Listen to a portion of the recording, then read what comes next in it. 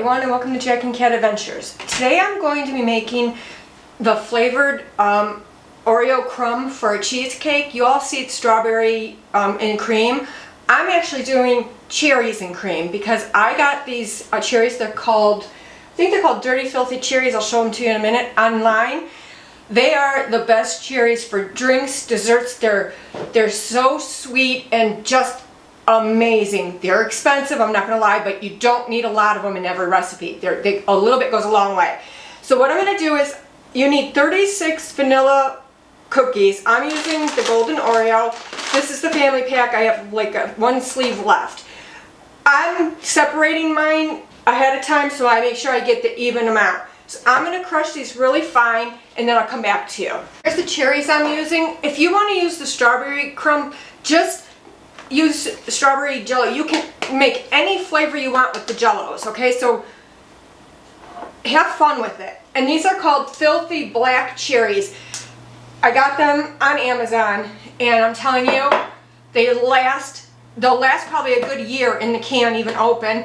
Don't refrigerate them, okay? So in 2 bowls, you want the even amounts of your cookie crumble. I made mine really fine because I'm making mini cheesecakes and I didn't want like a big bite of crumb in mine. So in 1 bowl, you're going to take 2 tablespoons of butter and mix it in. And I'm doing that in my plain right now. Okay, so you needed 4 tablespoons of melted butter altogether. Stir that really good. Make sure your oven is preheated to 350 degrees. Use some parchment paper on your pan. Of course, I'm using my Shape to Bakes, which I love. I tell you guys that all the time. If you haven't checked them out, I suggest you go and order you some. They last forever. And I bake everything on them. I mean everything. Okay, just want to make sure this is mixed really well.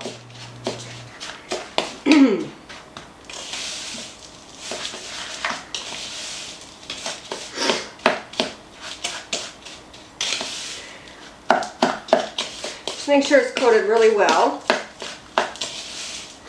Alright, now in this bowl, I'm going to add a whole small box of Jell-O. I don't like the generic brands of Jell-O. If you do, go ahead, but they always have like a funky taste to me, so I use name brand if I can get it. I'm just going to pour that over the other bowl of crumbs. I mean, if you're making like a blueberry cheesecake, I would do blueberry jello in this. It would be fantastic. So I'm just going to stir this and make sure it's mixed really well. It smells amazing, of course. Now, if you want your crumbs to be a little bit bigger, just don't process them as long. Or if you want to keep them kind of big, just put them in a Ziploc bag and hit them with the rolling pin or a pan and get the size you want, okay? Then what I'm going to do is I'm going to add... Let me get this right. The coloring. Okay, so now I'm using burgundy instead of red because these are really dark. So I'm going to see how it comes out.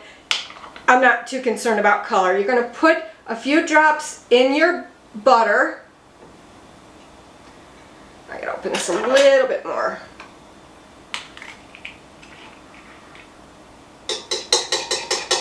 And just bring it up to the color you want.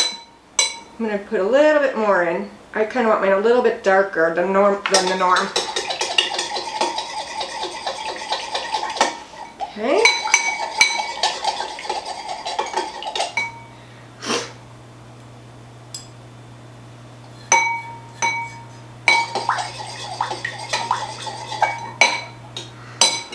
Put a little bit more in. Get it to the color you want.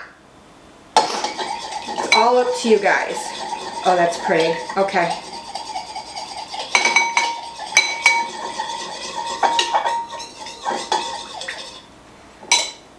Get in there. Make sure you don't get this on your skin. Okay. Now I'm just going to pour this over my crumbs with the Jell-O in it.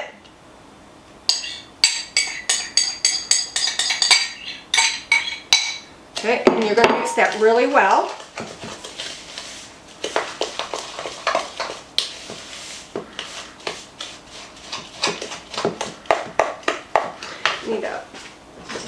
spatula to get the rest of that out, because I need more color in it.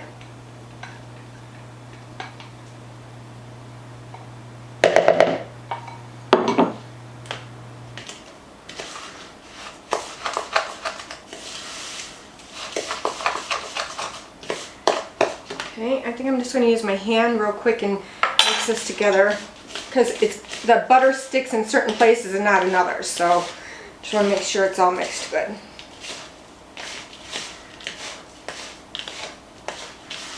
It smells amazing, you guys.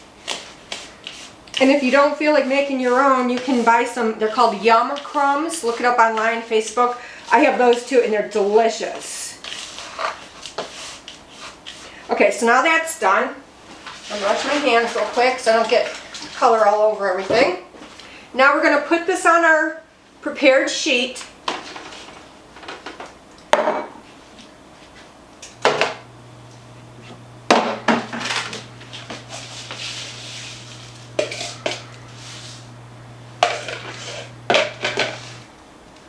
And just make sure that I'm doing this all right. Okay, we're going to bake for 10 minutes at 350, and you're going to bake this, and you're going to let it sit and cool completely. I'm just mixing all of my crumbs together. This looks beautiful, you guys. For my cheesecake, I'm not going to go through that with you right now.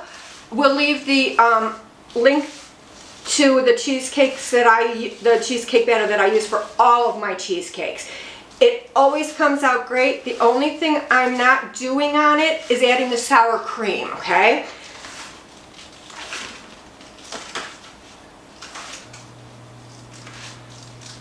Okay, now spread these out evenly.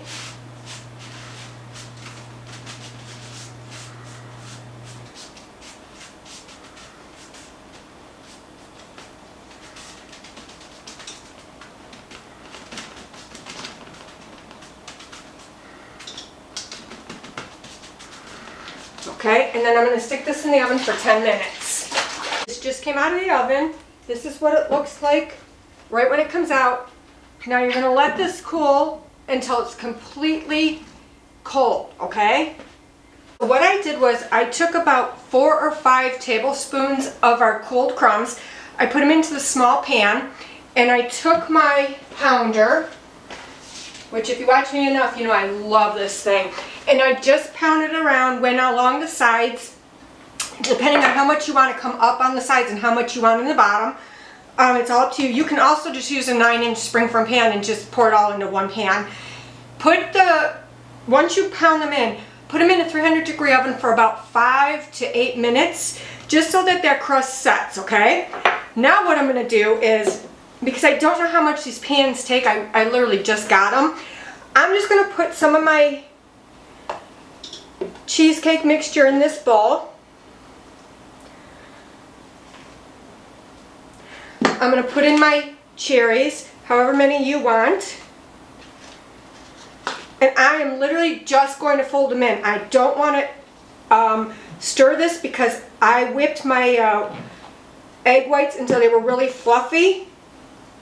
This might need it. The rest of these cherries. I didn't cut a lot because I don't want to waste them.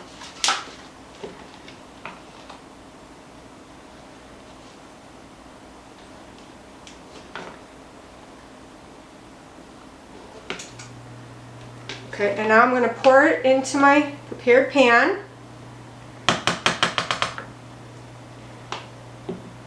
Let's see how much that is. Let me get my offset spatula, my little one. Kind of put it in.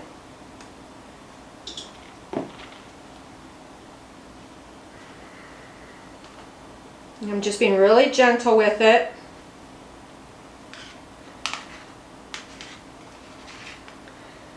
Okay.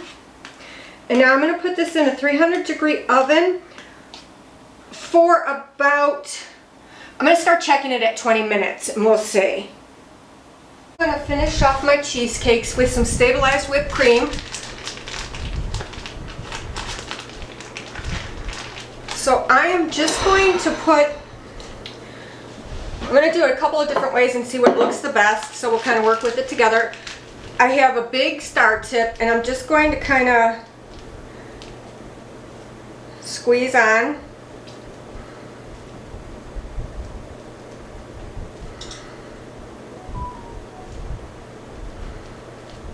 And I'm going to sprinkle this. I'm going to kind of raise this one up a little bit more since I'm going to put a cherry on top.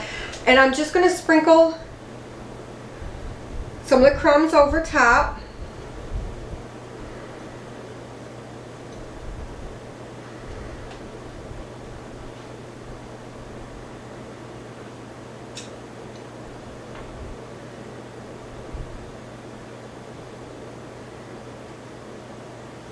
Okay.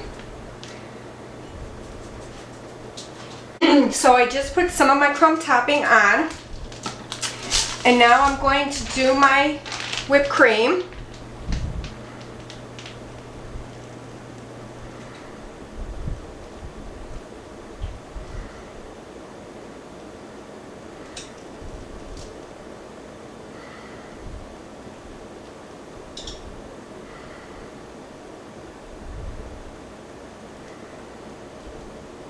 Okay.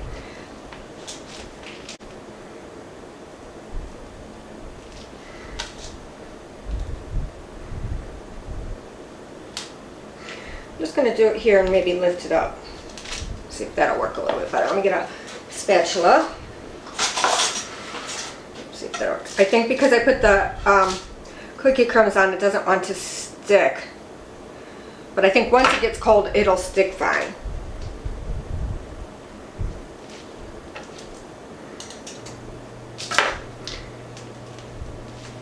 Okay.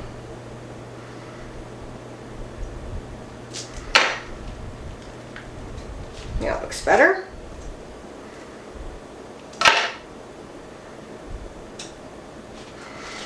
Okay, and what I'm going to do is put a cherry on this. Oop. I dried them off a little bit.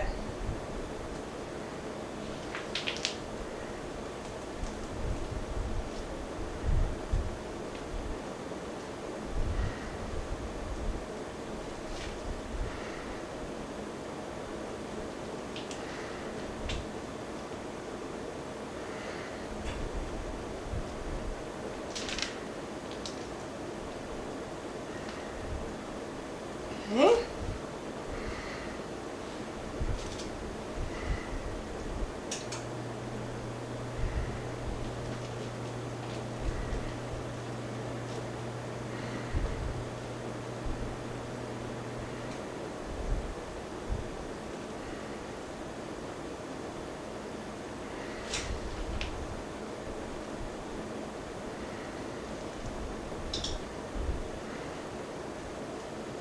Okay.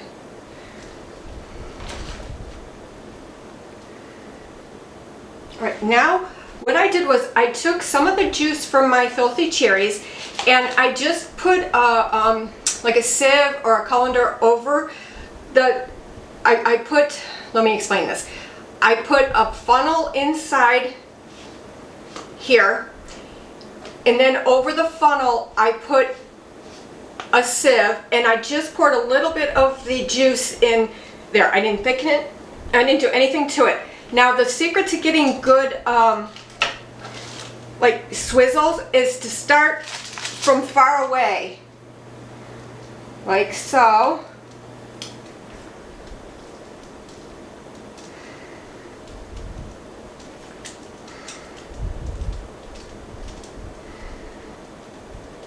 And there you go. Please like, share, comment, and subscribe. And remember, you do you.